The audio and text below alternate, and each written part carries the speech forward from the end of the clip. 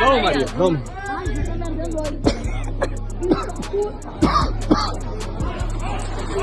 Sobe. Estas imagens foram feitas pela jornalista do meio que vos fala. O fato ocorreu na madrugada de 16 de julho, na Cidade Baixa, bairro historicamente boêmio de Porto Alegre. O No Detalhe desta semana traz reflexões sobre o direito à cidade, sobre o direito à ocupação dos espaços públicos e sobre como a segurança pública interfere nesses locais. O que de fato é ter direito às cidades em que vivemos? Quem tem direito a ocupar os espaços centrais? E qual é o papel da polícia para garantir esses direitos?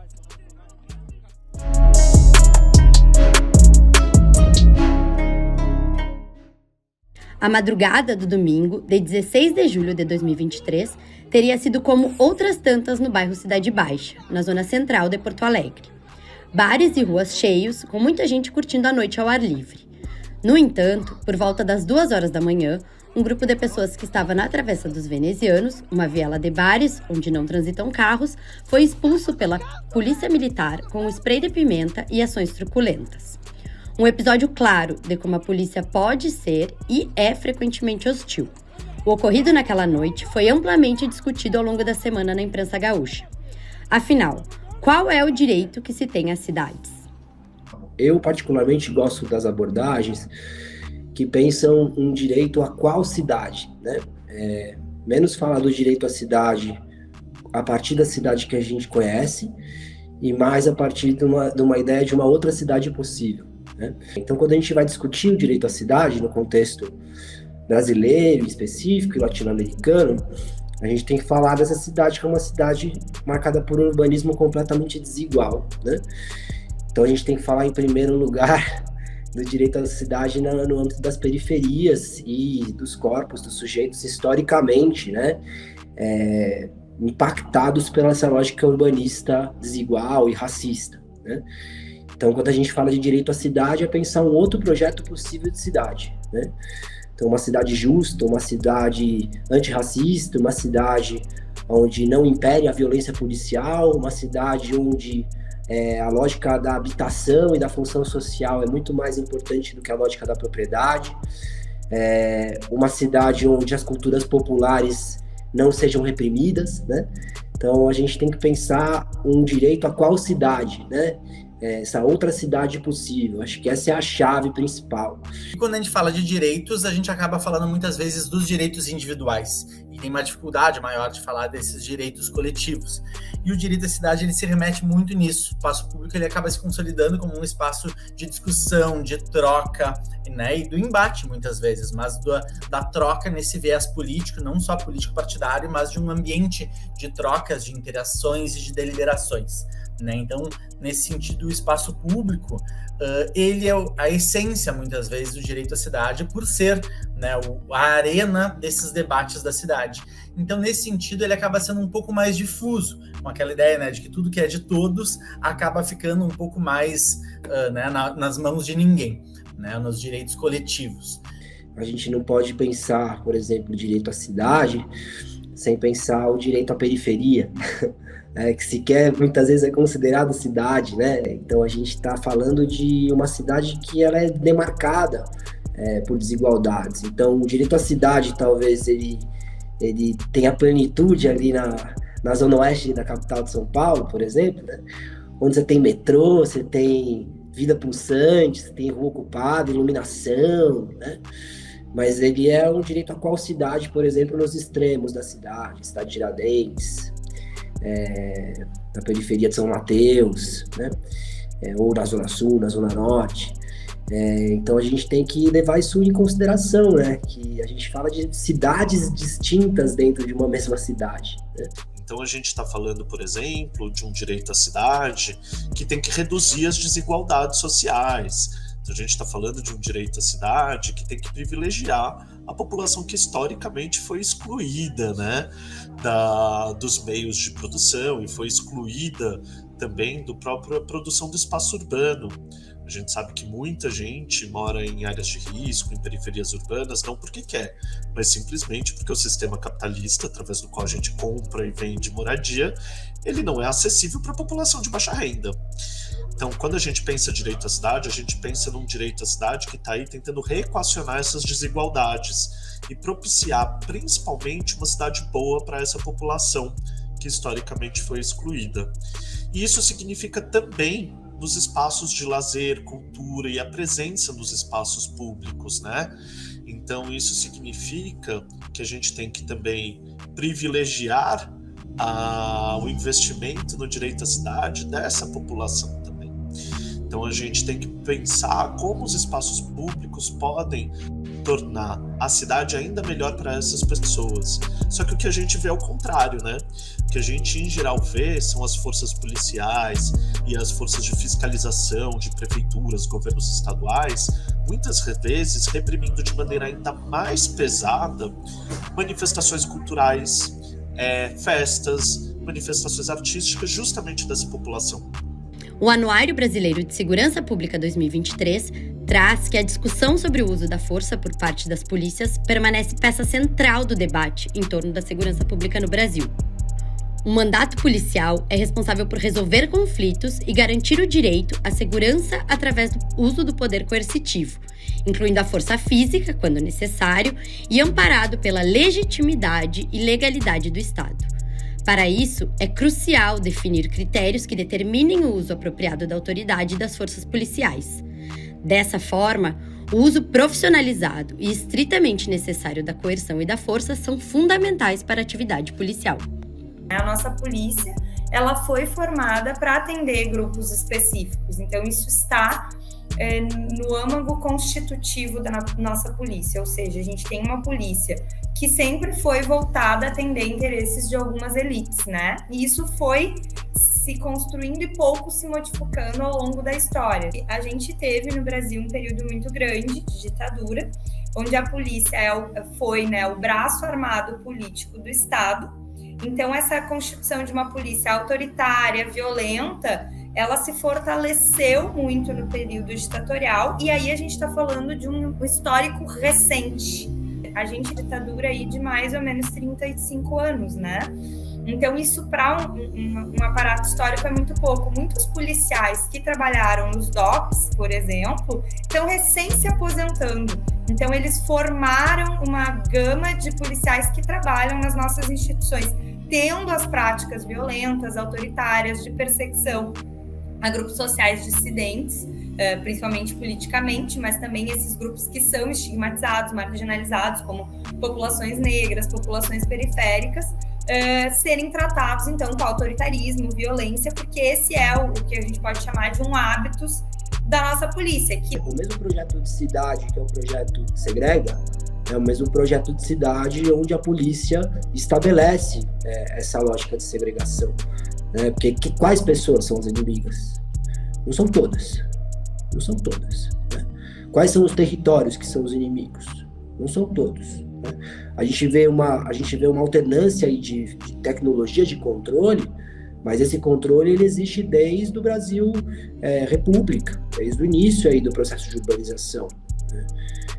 Anteriormente, ainda com cidades funcionando sob a lógica da escravidão, você tinha o controle a partir realmente do corpo como propriedade, certo? Então você controla o corpo negro dissidente, depois no pós-abolição você tem outras formas de controle, a vadiagem, o uso da droga, depois a gente vê mais pra frente a lógica da guerra às drogas, que também é uma tecnologia de controle fortíssima, né? A lógica também de censura e controle das culturas populares. Então, quais são as culturas que foram historicamente marginalizadas? Cultura negra popular, o samba no começo do século XX, hoje o funk, anteriormente o rap, né? As culturas negras urbanas que ocupavam a rua sempre foram marginalizadas e criminalizadas, né? Então, isso faz parte dessa tecnologia de controle de corpo. E é uma tecnologia de controle de território, né? O Anuário de Segurança Pública deste ano aponta que o confronto faz parte da atuação do policial e, em algumas ocasiões, é necessário utilizar a força. Mas os indicadores mostram que há um abuso evidente. Algumas polícias são muito mais violentas que as outras, aponta o relatório. As corporações do Amapá, Bahia, Goiás, Rio de Janeiro e Sergipe são as que mais fazem o uso abusivo.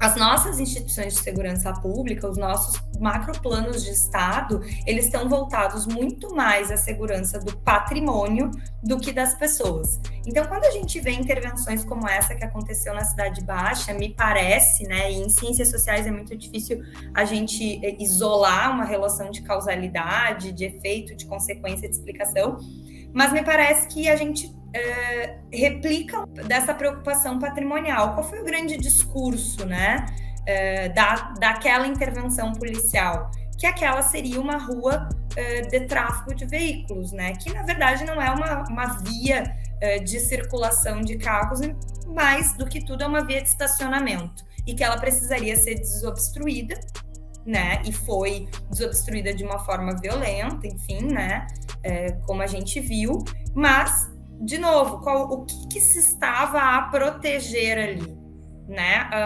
O veículo, o tráfego de veículos, e não a participação pública, as pessoas que ali estavam. A Cidade Baixa é um bairro boêmio da capital, é o lugar onde a gente tem casas noturnas, bares, é onde as pessoas vão realizar expressões culturais. A Travessa dos Venezianos tem uma grande importância cultural como berço do samba e de outras, né, expressões, inclusive, se não me falha a memória, a gente tem um terreiro ali próximo também, né, de religião de matriz africana, enfim, além de tudo tem essa simbologia, mas eu estou trabalhando aqui, vamos dizer, no discurso oficial, né? Então a gente casa com isso que eu estou dizendo, parece que a preservação do patrimônio, ela sempre prevalece a proteção, a fruição do direito das pessoas, né? Nesse caso é isso, o direito de ocupar o espaço, de ocupar a rua, de manifestar-se culturalmente, ele vai ser premido em relação a utilizar como um estacionamento, utilizar como um espaço para veículos, né? O que é uma grande hipocrisia, porque as pesquisas na área da segurança pública e da criminologia, enquanto prevenção ao crime, vão nos dizer o quê? Uma rua mais segura é uma rua habitada. O que traz segurança pública, né? Segurança para as pessoas gente na rua, né? É o que a gente chama, né? A Jane Jacobs, uma jornalista, falava já na década de 70, os olhos da rua, né? As pessoas com contato, essa interação. Né? Uma via, quando ela está murada, assim, né? Com as interfaces muradas, a gente acaba tendo menos contato nessa relação público-privado. Então, esse é o principal elemento. Então, o que a gente sempre busca é ter mais pessoas na rua. O grande conflito que acontece são os conflitos de uso, né? Muitas vezes, né? Ou um uso industrial do lado de uma casa, né? Que daí tem questão de barulho, de cheiro, de caminhão. Mas o que a gente mais vê nas cidades é esses conflitos, por exemplo, de uma zona mais boêmia, né? De um lugar mais de festa, de bares, e uso residencial.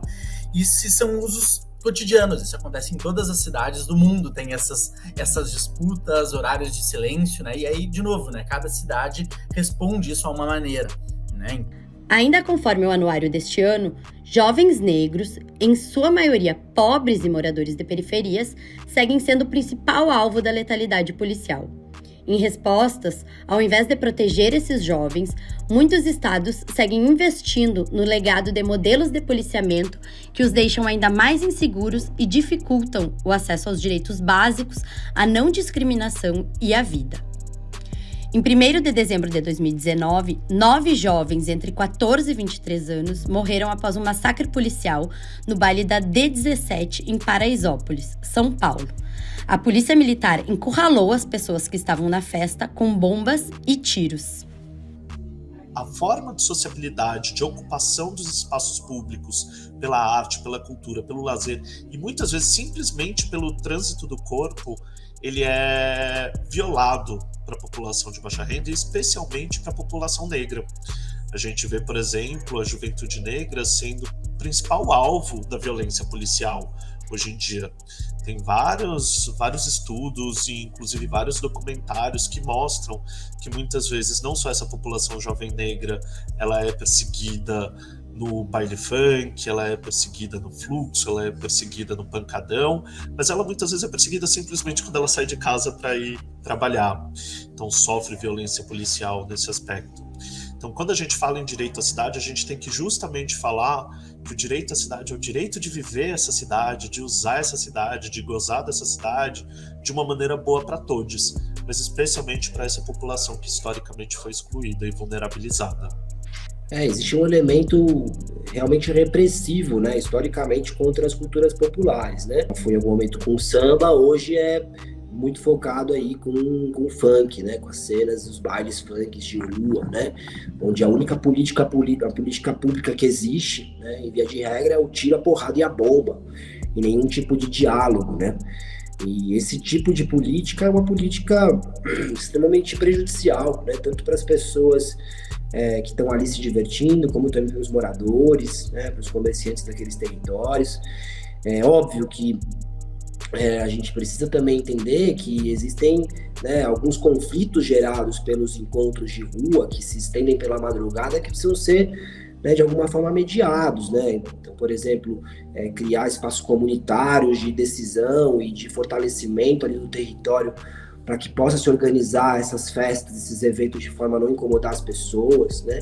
Para que esse evento não seja só um evento de extração de lucro, né, para alguns poucos e que gere incômodos para a maioria, né? Então, é fundamental que exista uma outra política pública para lidar com os conflitos que são muitas vezes gerados por esses encontros, né? Mas infelizmente a resposta que a gente tem é a violência policial, e principalmente quando esse tipo de manifestação cultural é uma manifestação preta e periférica, né?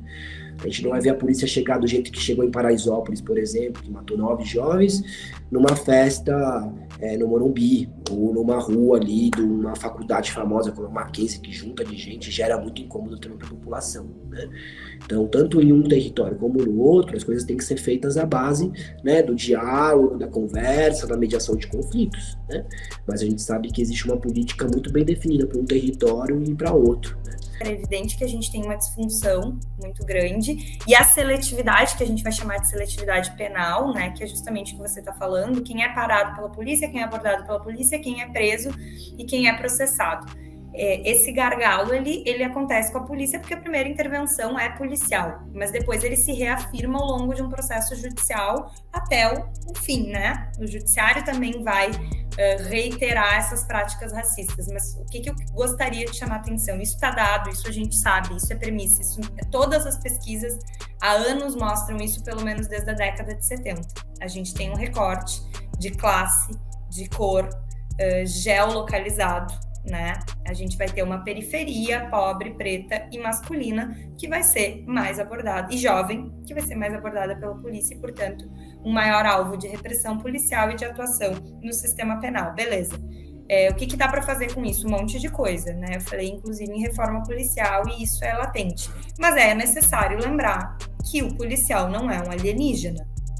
O cara que passou num concurso para policial, em geral, o soldado é um cara negro, pobre e periférico. E por que ele repercute práticas racistas, elitistas, contra essa mesma periferia que muitas vezes foi o lugar onde ele morou, né? Essa reflexão é importante, porque a gente tem uma estrutura que é elitista e racista. Então, colocar todo o peso no indivíduo policial não vai resolver, porque a instituição policial não é um invólucro alheio à sociedade.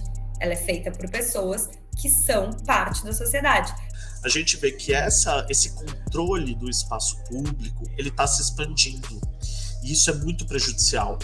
Não só em termos de diminuir nossa possibilidade de lazer, de diversão, não só em termos da segurança pública, mas inclusive em termos de retrocesso político, porque a ocupação do espaço público é essencial para a democracia, ela é essencial para a manifestação política. Então, quando a gente está permitindo essa redução da vida no espaço público pelas forças de repressão, pelas forças policiais, a gente está permitindo a redução do espaço da democracia. E isso a gente já viu nos últimos 4 anos o que pode causar. Pode causar a morte de centenas de milhares de pessoas. pode causar o extermínio de grupos sociais que são considerados indesejáveis ou que são considerados fora da regra. Então a gente precisa tomar muito cuidado com esse processo, porque ele mostra uma parte do retrocesso político que a gente vem vivendo nos últimos anos no Brasil.